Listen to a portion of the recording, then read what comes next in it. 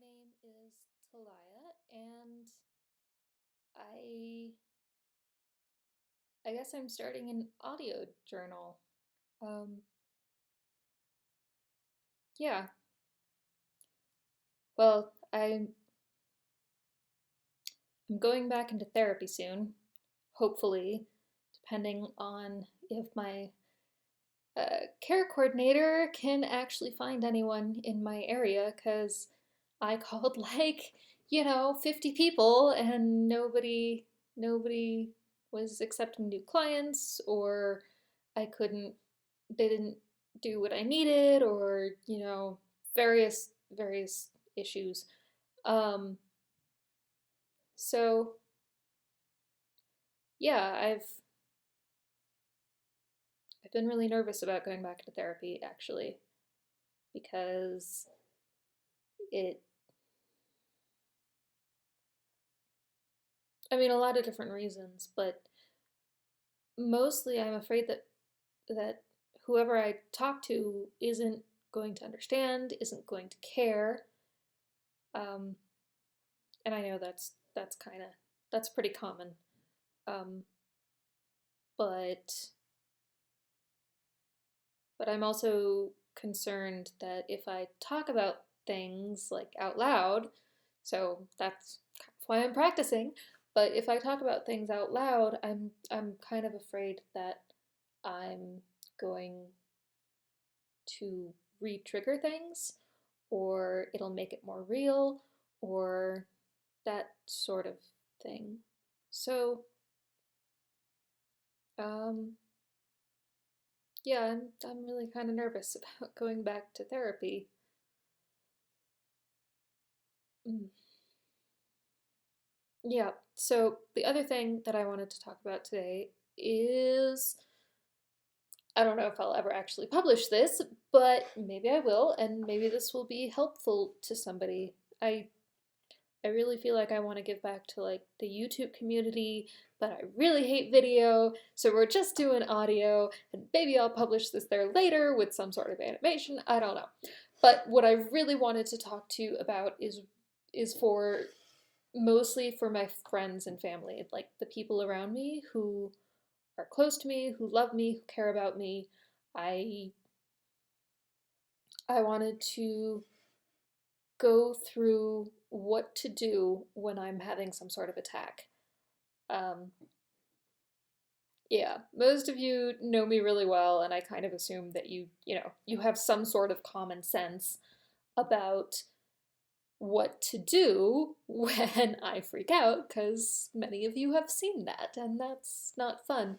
But just in case, or if you wanted more details or more ideas or something like that, here we go. So, first and foremost, and this is really, really, really important, do not touch me. If I'm having any kind of attack, panic, or if I'm fainting, or any of that kind of stuff, do not touch me. And it's dangerous if you do, because seriously, I'm not in control of my physical responses uh, at at the point of panic. Or even if I'm still kind of maintaining control, if you touch me and you startle me, then I will lose control, and you know, I I will most likely scream, which is not that's super fun. Yeah, for everybody. Um, but I've also, hit people. I've stabbed people with forks and knives and things. I've and I've hurt people. I've thrown things. I've taken off into the darkness running. So, you know, for for my safety and for yours, please, please, please don't touch me if I'm freaking out. I know you want to like pat me on the shoulder, give me a hug, be reassuring, but physical contact is not reassuring. It's it's triggering. So, yeah, I would rather not hurt anybody, including you and including myself. So, that's number one. Number two is, hold on, I have some notes. Do, do, do, do, do. Second is, please really don't get angry or upset with me or tell me to calm down or, otherwise imply that this is not appropriate behavior. I mean, I know that, kind of. I mean, I know it's not really, acceptable behavior, but it's not like I really have a choice. Panic, if you're not being like chased by a lion or something, is maladaptive, which is different than inappropriate. So, I don't know. But it's kind of like,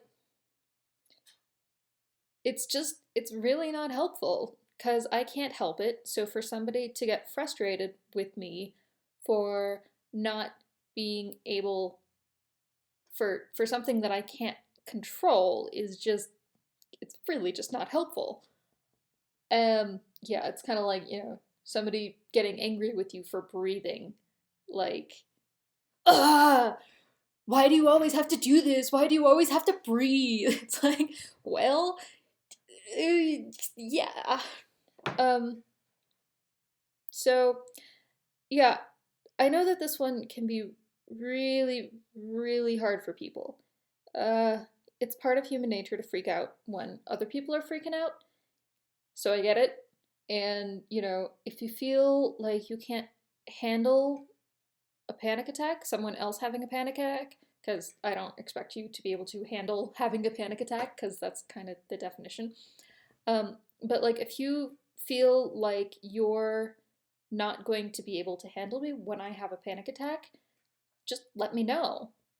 I would really appreciate it if you would just tell me that. It's not, I'm not going to judge you for it. I mean, it won't hurt my feelings. I won't hate you. We can totally be really close friends and hang out and all of that. It's totally okay to let me know that that's not something you think you can handle. And I'm okay with that. I quite the opposite from hating you or judging you. That would be like, whoa, this person is awesome. I would have so much respect for someone who can have the self awareness and the self confidence to let me know that they wouldn't be able to handle that situation. So just, I mean, if you can, let me know and I will appreciate it, you know. So, number 3 is do not call 911. I mean, among like a ton of other things, I am terrified of police and of doctors. So, adding those triggers to my panic attack is just it's kind of counterproductive. I mean, yeah. So, I also want you to know that a severe panic attack for me can only really physically last for about 20 minutes. After that, I am exhausted.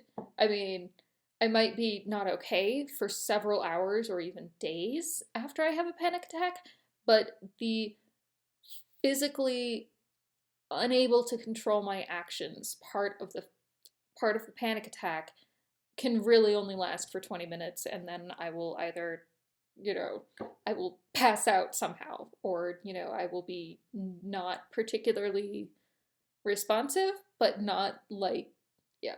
Anyway, basically, I will calm down after a relatively short amount of time and, yeah.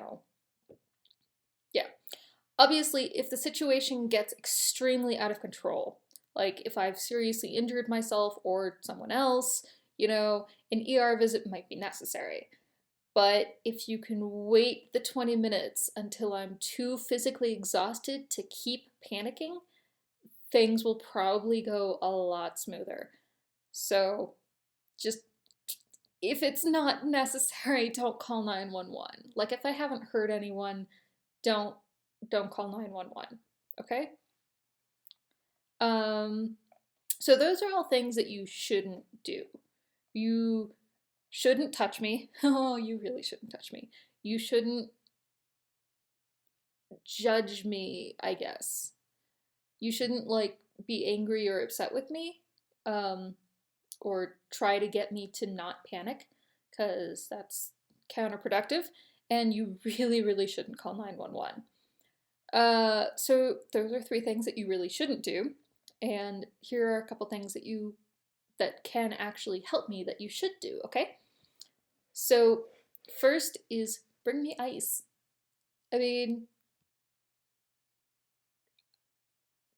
there's a lot of people who find physical sensation to be really, really helpful when they're panicking or having some other kind of episode. Um, and the reason for that is that it tends to give us a focus that's not in our head. Like, um, I sometimes have a hard time determining whether the pain I'm feeling is physical or if it's mental or emotional. Like, I can't always tell the difference. So having something physical and intense like ice to feel is really helpful to determine it, and to determine like what's real, and to determine that, well, to basically to separate, the mental the the mental from the physical. I'm not really sure why that helps particularly to separate the two, but it does. Um, so if you bring me some ice, that will go a long way to towards calming me down and bringing me back into reality. Um, if ice isn't available, any kind of fidget will help. So, I mean, you can go through my purse. There's usually something in there that, I can fidget with, like a piece of jewelry or anything with a fun shape. A rock, keys. Keys are great.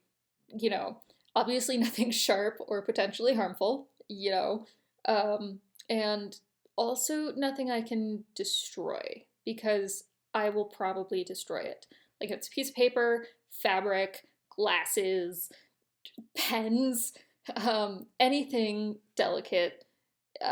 If it can be reduced to pieces, when you get it back, it will be reduced to pieces. So, like, don't give me your glasses for sure. That's a fun one. Um, but just bring me a cup of ice cubes or some other kind of fidget and put it next to me. Remember not to touch me. Just put it next to me. I will find it. And yeah, that'll help. Um, the second thing is bring me a soda. Right, I know. Something with caffeine is best, but anything that's got like actual sugar in it, not a diet soda, will help. Um, First of all, because it's cold, which is a good physical sensation for me to feel to bring me into reality. And second, it's liquid, which will help with the dehydration. When you're panicking and you're freaking out, you sweat, you cry, you vomit sometimes, so you lose a lot of liquid and you can end up really dehydrated. So, to keep me essentially from getting a hangover after my panic attack, which, I mean, let's just add more things on, why don't we? But, having something to drink, something to replenish the liquids that I've lost, is a really good thing. And also, sugar and caffeine. This isn't necessarily true for everybody, but sugar and caffeine and, mild stimulants like that tend to pick me up and give my brain a little boost so that I can figure out what's going on and counteract it. So, sugar and caffeine are good. Yep. Um, and then, I think this one's my favorite, but you can turn on Harry Potter. I have the audiobook on my computer. I have a whole bunch of other audiobooks on my computer. I mean, Firefly, the TV show Firefly, is a really good alternative if my computer's not around. It's on Netflix. It's great, but there's a bunch of things that I know back to front. Tamora Pierce books, Harry Potter, Firefly. But to have a normal voice, a normal, calm voice that's inputting content that I don't really have to think about is really, really good. It's it's about it's basically about normalizing my environment. So if I have a Harry Potter track in my brain because I listen to it when I go to sleep and I know the books back to front and I know the guy's inflection of different words and things like that. So I have a brain track of Harry Potter, not like a soundtrack, like a rut, like a Harry Potter rut in my brain, and it's much deeper. At least these days, it's much deeper than my panic rut. So if you give me a different rut for my brain to slide along, then I'm more likely to use that one than the shallower, panicky kind of rut. So, you know, put on an audiobook, put on Harry Potter, put on any Disney princess movie, Tamora Pierce books, um, yeah, yeah, anything like that. Um, oh, right. The most important and most beneficial thing that you can do, the most powerful thing you can do is to be kind. I don't really choose to have panic attacks. No, those words are in the wrong order. I really don't choose to have panic attacks, and I can't choose to stop having a panic attack once it starts. They're exhausting, they're embarrassing, and they have the potential for me to hurt myself or somebody else, and that's a really bad feeling. I don't want to feel that way. So just staying with me and caring about what happens to me helps more than I can possibly ever say. So thank you. Thank you for just being there. I love you. I love you. Um, and thank you. That's amazing and I'm so, so grateful. Um, yeah. So I'm sure there's a lot more, but those are the first few things that come to mind, and hopefully they give you some ideas about what helps and what doesn't. And if you want me to do some other, I, I don't know what to call this, an audio journal. So if you want me to do another audio entry explaining any of these things a little more, or if you want more ideas, then let me know.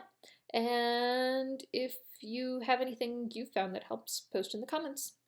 Oh, and if these things help you too, share them with the people around you who you'd like to know what to do when you have a panic attack or some other kind of episode. Um, yeah, I think I think that's about it. Thanks for listening. Bye.